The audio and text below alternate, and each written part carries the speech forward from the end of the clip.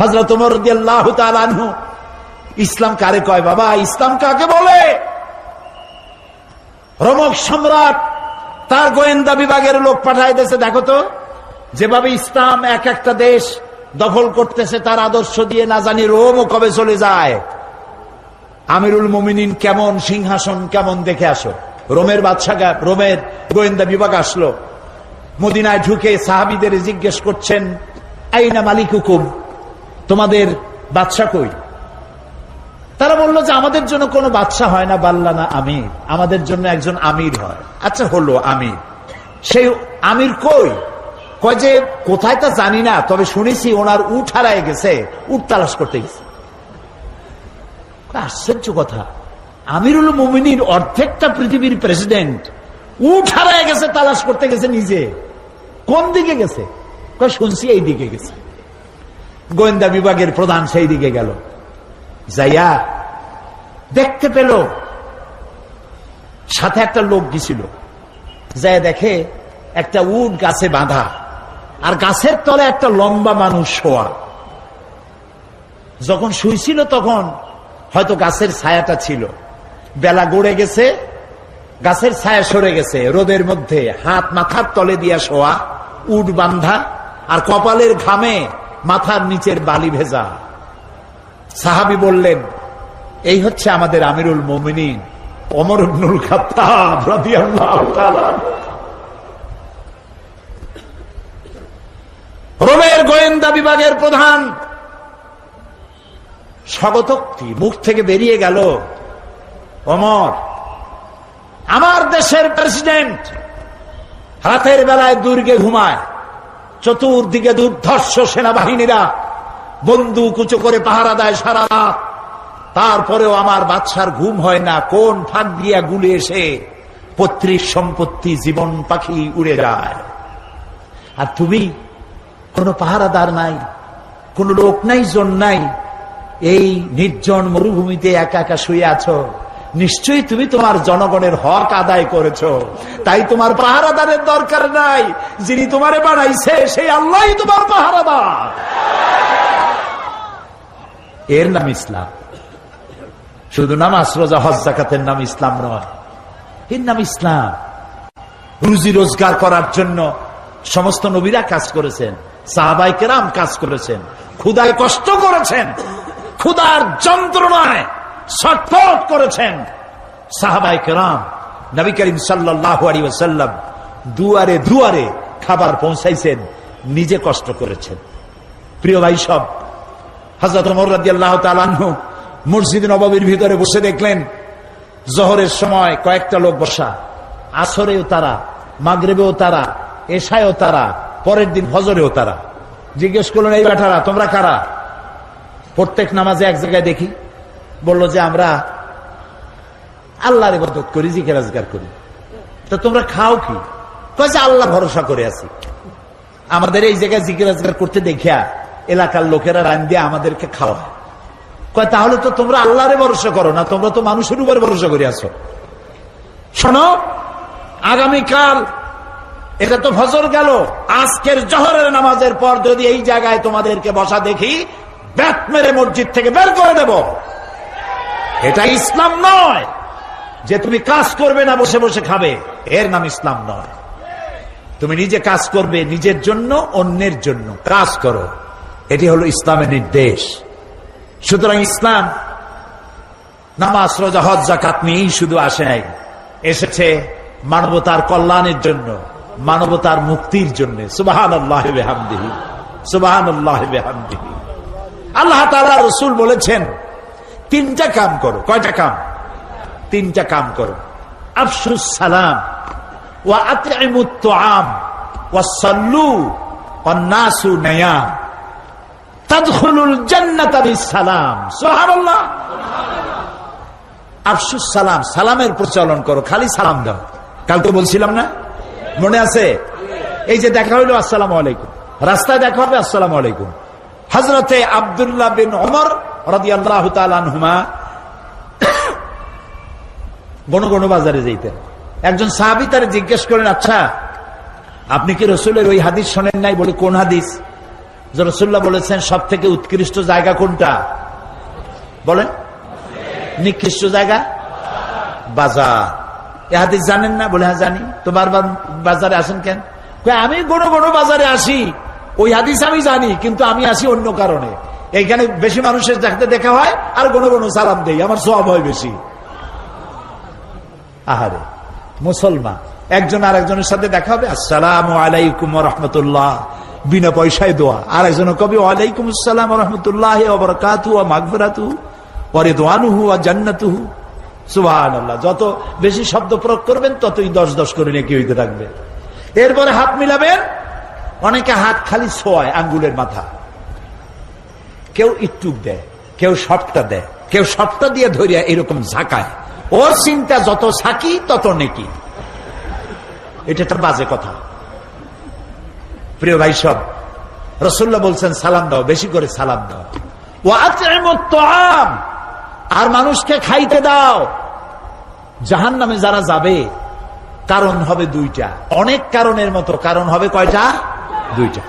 ইয়াতাসাআলুনা আনিল মুজরিমিন মা সালাকাকুম ফি সাকার ক্বালু লাম নাকু মিনাল মুসাল্লিন ওয়া লাম নাকু নুত'ইমুল মিসকিন। জাহান্নামীদেরকে প্রশ্ন করা হবে, জাহান্নামে আসছে কেন? বলবে দুইটা কারণে, আমরা নামাজ পড়ি নাই আর এতিম মিসকিনকে খাইতে দেই নাই। নাউজুবিল্লাহ, বলেন নাউজুবিল্লাহ। এতিম মিসকিনকে খেতে দিবেন, মেহমানদের দাওয়াত দিবেন, বেশি করে খাওয়াবেন। শুধু নিজেই অন্যের বাড়িতে গিয়ে খাবেন না, মানুষকেও দাওয়াত দিয়ে খাওয়াবেন। তাহলে মহব্বত বাড়বে। কি বাড়বে? মহব্বত বাড়বে। আর একটা কি? ওয়াসাল্লু ওয়ান নাসু নিয়াম, আর নামাজ পড়তে দাঁড়াও ওই সময় যখন মানুষেরা সব ঘুমাইয়া যায়। কোন সময়? রাতে। রাতের কোন অংশে? অর্ধেক, এরপরে অথবা তৃতীয় অংশে। এই সময় নামাজটা কেন?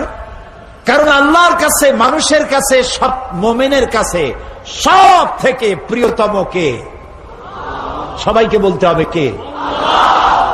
সুতরাং মানুষ যখন প্রেম করে, ভালোবাসা করার জন্য নোটিশ দেয় না, বিজ্ঞাপন ছাপায় না, রেডিও টেলিভিশনে বিজ্ঞাপন দেয় না।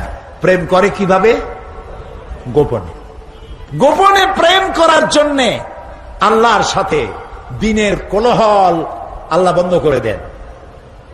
আল্লাহ রাব্বুল আলামিন বলেন, ওয়াজআলনান নাহারা মাআশা, দিন বানিয়েছি রুজি রোজগার করার জন্য, রিজিক কামাই করার জন্য।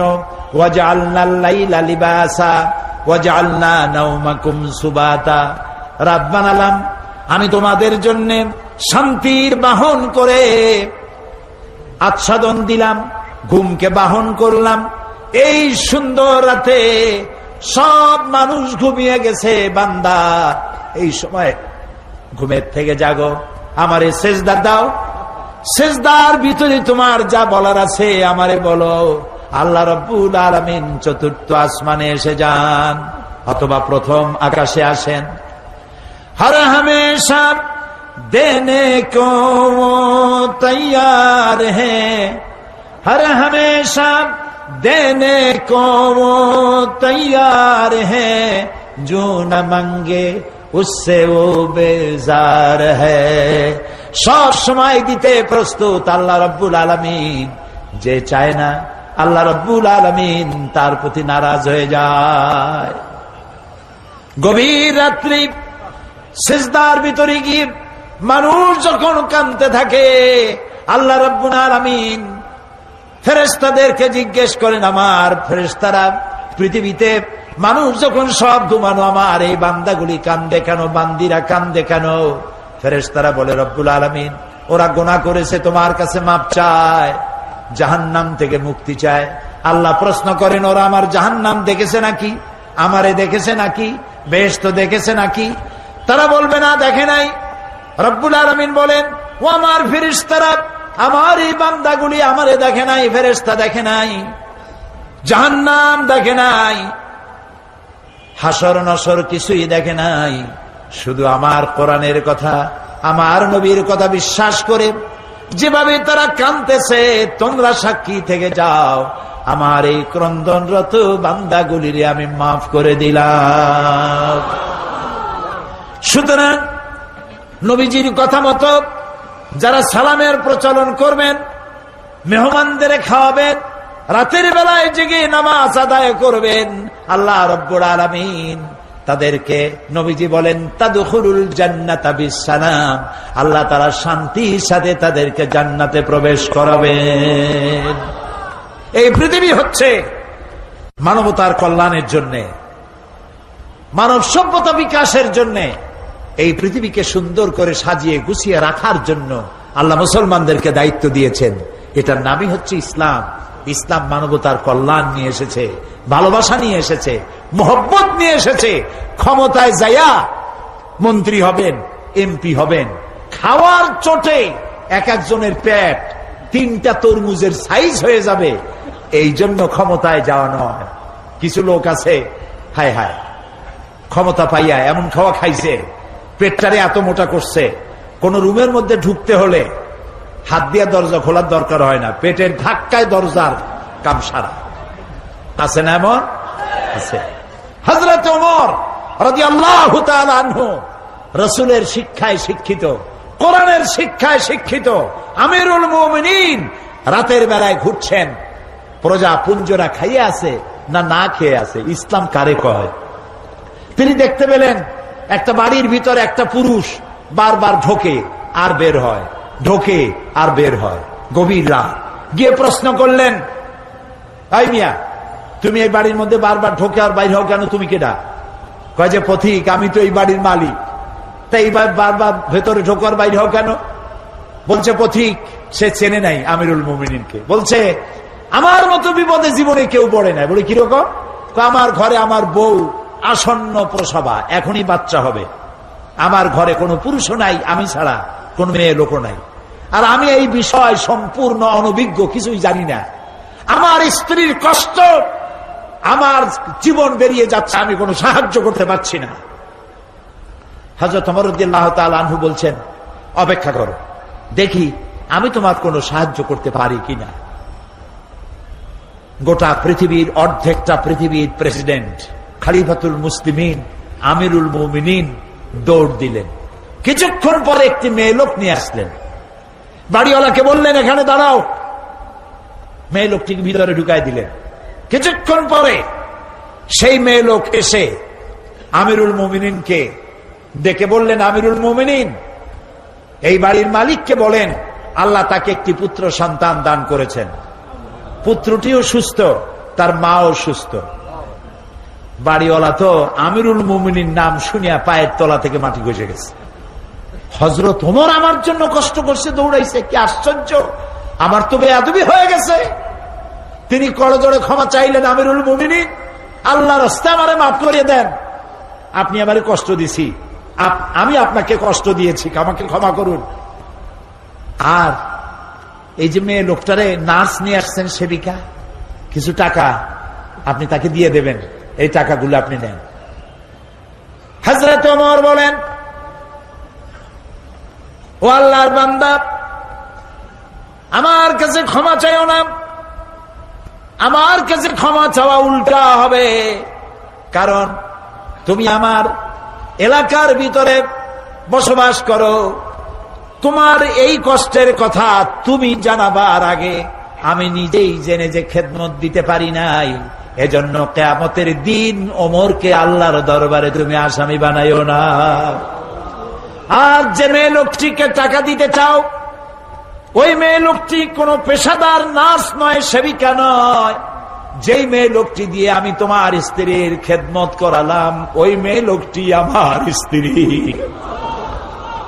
সুবহানাল্লাহ, এর নাম ইসলাম, এর নাম ইসলাম। শুধু নামাজ রোজা হজ যাকাতের জন্য নয়, নামাজ রোজা কম্পালসারি ডিউটি, দাড়ি রাখা মুসলমানের আলামত, মেসওয়াক করা, সুরমা লাগানো, লম্বা জামা গায়ে দেওয়া, এগুলি ইউনিফর্ম। কিন্তু মূল স্পিরিট, আসল জিনিসটা হারায় ফেলেছি। খোলস হারায় ফেলেছি, মূল জিনিস হারাইয়া খোলস ধরে আছি। হ্যাঁ, পাগড়ি আমার দরকার, এটা আমার শেয়ার। আমার পাগড়ি প্রয়োজন, আমার টুপি প্রয়োজন, আমার দাড়ি প্রয়োজন, আমার লম্বা জামা প্রয়োজন, আমার তসবি প্রয়োজন, কিন্তু সব থেকে বড় প্রয়োজন ছিল মানব প্রেম।